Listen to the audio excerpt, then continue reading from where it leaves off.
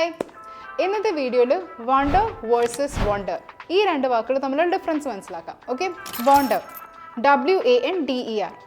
Basically, it's a verb and is used specially to mean to move around or to go to different places, usually without having a particular purpose or direction.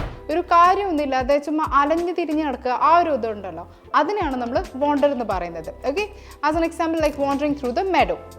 In wander എന്ന് പറഞ്ഞിട്ടുണ്ടെങ്കിൽ it functions as both a noun and a verb. Noun ആയിട്ട് വരുമ്പോൾ it often means a feeling caused by seeing something that is very surprising. Wonder അടിച്ച് നിൽക്കുക എന്നൊക്കെ പറയില്ലേ, like something beautiful, amazing, etc. And as in staring up at the monument in wonder. ഒരു monument കണ്ടില്ലെങ്കിൽ താജ്മഹലൊക്കെ കണ്ട് നമ്മളിങ്ങനെ wonder അടിച്ച് നിൽക്കില്ലേ, അതുപോലെ.